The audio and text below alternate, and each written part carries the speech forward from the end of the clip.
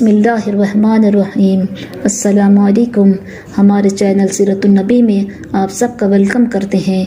हमारे प्यारे नबी मोहम्मद मुस्तफ़ा सल्लल्लाहु अलैहि वसल्लम के ज़िंदगी के वाक़यात पैदाइश से लेकर वफ़ात तक हम आप सबको वाकिफ़ करवाएंगे। हमारे प्यारे नबी मोहम्मद मुस्तफ़ा सल्लल्लाहु अलैहि वसल्लम के सीरतुन नबी का घरों में पढ़ना और सुनना हमारे घरों में बरकतें राहतें आएंगे। इंशाअल्लाह हमारे घरों से परेशानियाँ और मुसीबतें दूर होगी। आप सबसे गुजारिश है कि हमारे चैनल सीरतुन नबी को सपोर्ट कीजिए और ज़्यादा से ज़्यादा इस वीडियो को उम्मत मुस्लिमा तक पहुँचाइए। बिस्मिल्लाहिर्रहमानिर्रहीम। अस्सलामु अलैकुम। चलिए हम अब सब के सामने हमारे प्यारे नबी मोहम्मद मुस्तफ़ा सल्लल्लाहु अलैहि वसल्लम के वाक़यात बयान करते हैं। जब से रसूलुल्लाह सल्लल्लाहु अलैहि वसल्लम मक्के से हिजरत करके तशरीफ़ ले गए थे, इस वक्त हज़रत अली रज़ियल्लाहु ताला अन्हु हर वक्त आपकी याद में उदास रहते थे। मगर चूँकि ख़ुद रसूल पाक सल्लल्लाहु अलैहि वसल्लम ही इन्हीं रसूल पाक सल्लल्लाहु अलैहि वसल्लम ही इनको ये खिदमत सुपुर्द करके गए थे कि वो लोगों की अमानतें इनके मरी तक पहुँचा दे, इसलिए काम पूरा किए बग़ैर वो मक्के से रवाना नहीं हो सकते थे। मगर वो हर वक्त आपकी तरफ से फ़िक्रमंद रहते थे, क्योंकि कुरैश आजकल सख्त गज़बनाक हो रहे थे और हर वक्त इस कोशिश में रहते थे कि कहीं से रसूलुल्लाह सल्लल्लाहु अलैहि वसल्लम की कोई ख़बर मिले तो वो आपकी गिरफ़्तारी के लिए फ़ौरी आदमी दौड़ा दे।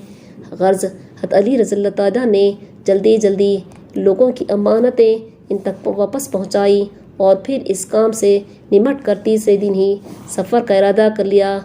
वो मक्के वादों से छिपकर रवाना हुए।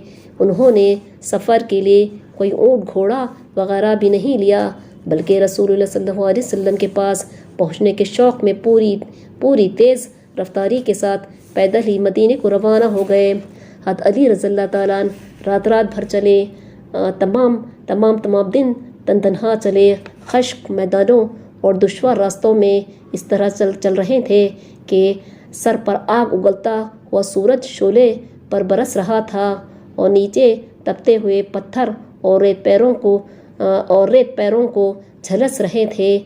मगर इन्हें सिर्फ एक ही धुन थी और वो थी रसूलुल्लाह सल्लल्लाहु अलैहि वसल्लम से मुलाकात। हज़रत अली रज़ियल्लाहु ताला अन्हु चलते रहे, यहाँ तक कि इनके पैरों में आबले पड़ गए और इन्हें चलना दोभर हो गया। मगर मंजिल पे पहुँचने की आरज़ू इन्हें ले चली गई। इस थकन और तकलीफ़ के बावजूद वो कहीं भी आराम के लिए ठहरने पर तैयार न हुए, बल्कि वो इस तकलीफ़ से लड़ते रहे ताकि रसूलुल्लाह सल्लल्लाहु अलैहि वसल्लम के पास पहुँच जाए। आखिरकार ख़बा के मुकाम पर, जो मदीने के दरवाज़ों से 2 फरसख के फासले पर है, हज़रत अली रज़ियल्लाहु ताला अन्हु रसूलुल्लाह सल्लल्लाहु अलैहि वसल्लम से जा मिले। दोनों को दो खुशियाँ थी। एक तो दुश्मनों की चाल से छुटकारा पाने की खुशी और दूसरे मदीने में दाखिल होने की खुशी, जो दोस्तों का शहर था। रसूलुल्लाह सल्लल्लाहु अलैहि वसल्लम ख़बा के मुकाम पर 14 दिन ठहरे। इस दौरान में आपने वहाँ के रहने वालों के लिए एक मस्जिद की बुनियाद रखी और फिर आप सल्लल्लाहु अलैहि वसल्लम और आपके साथी मदीने को रवाना हुए। मदीने वालों के लिए रसूलुल्लाह सल्लल्लाहु अलैहि वसल्लम की तशरीफ़ आवरी एक ज़बरदस्त खुशी का पैगाम थी, जिसके लिए मुसलमान, मुशरिक और यहूदी सभी तैयारियां कर रहे थे। मदीने वाले बड़े जोश व खरोश के साथ इस लम्हे का इंतज़ार कर रहे थे जब रसूलुल्लाह सल्लल्लाहु अलैहि वसल्लम की तशरीफ़ आवरी की खबर आए। चुनाचे जो ही उन्होंने सुना कि आप रवाना हो चुके हैं, तमाम शहर के लोग बाहर आकर आपके इंतज़ार में खड़े हो जाते। वो लोग पलक छिपकाए बगैर सामने उफ़क़ में नज़रें जमाए रहते, जहाँ से रसूलुल्लाह सल्लल्लाहु अलैहि वसल्लम नमूदार होने वाले थे। एक रोज़ जब के वो लोग इसी इंतज़ार और बेचैनी के आदम में खड़े थे कि एक पहाड़ी के ऊपर से किसी शख्स ने पुकार कर कहा, ए बनी क़ैला, ये तुम्हारे साथी आ गए। इस एक जुमले ने लोगों को खुशी से बेकाबू कर दिया। इनके दिल झूम उठे, औरतें और बच्चे तक खुशी से खुल उठे। ये आवाज़ एक यहूदी की थी, जो दूसरे मुसलमानों के साथ खुद भी रसूलुल्लाह सल्लल्लाहु अलैहि वसल्लम का इंतज़ार कर रहा था। वो आप सल्लल्लाहु अलैहि वसल्लम की तशरीफ़ आवरी के इंतज़ार में मुसलमानों की बेकरारी देख रहा था, जिससे उसको इस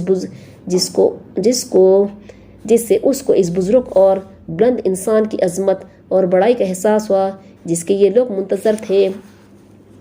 اسی لیے جیسے ہی اس نے افق میں کچھ لوگوں کو آتے ہوئے دیکھا وہ ایک دم چیخ اٹھا اور اس نے پکار کر مسلمانوں کو اس عظیم ہستی کی آمد کی اطلاع دی۔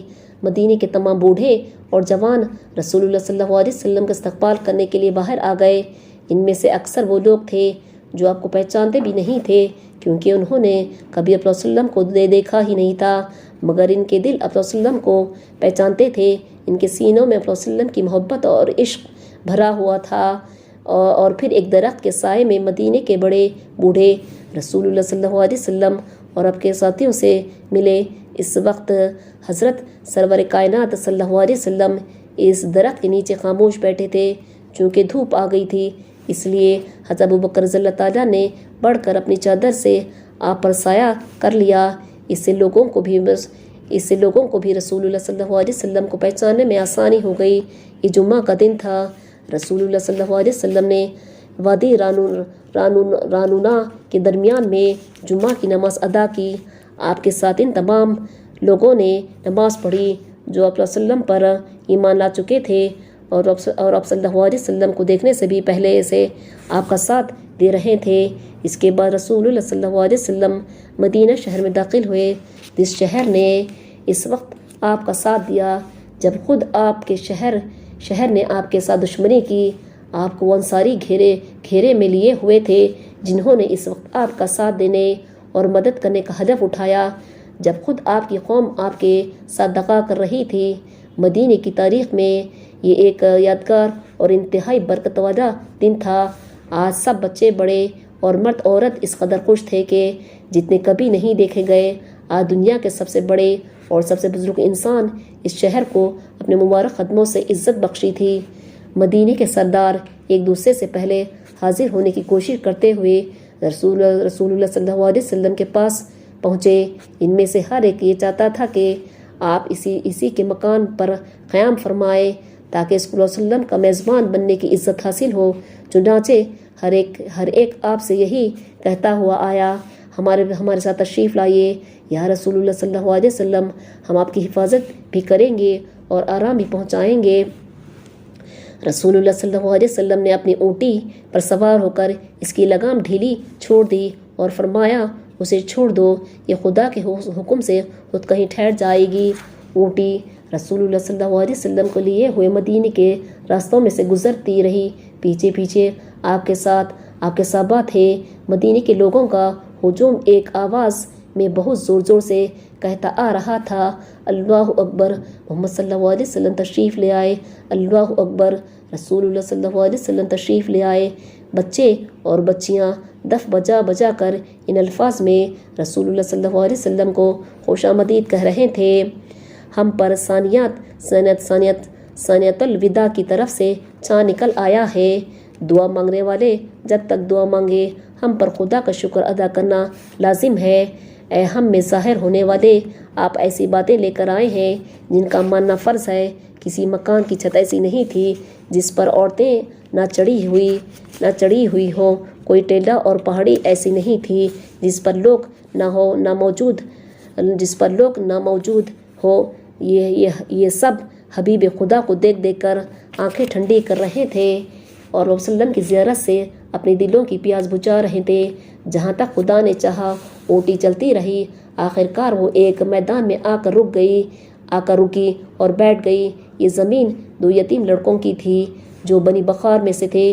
رسول اللہ صلی اللہ علیہ وسلم اونٹی سے اترے اور آپ نے پوچھا، یہ زمین کس کی ہے؟ معاذ ابن افرا سامنے آئے اور انہوں نے عرض کیا، یا رسول اللہ صلی اللہ علیہ وسلم، یہ زمین عمرو کے دو لڑکوں سہل اور سہیل کی ہے۔ یہ دونوں یتیم ہیں اور میری تربیت میں ہے، میں ان کو راضی کر لوں گا، آپ یہاں مسجد بنا لیجئے۔ رسول اللہ صلی اللہ علیہ وسلم نے ان لڑکوں کے سرپرست اور مربی ماں سے یہ زمین خرید لی اور حکم دیا کہ اس جگہ آپ کے لیے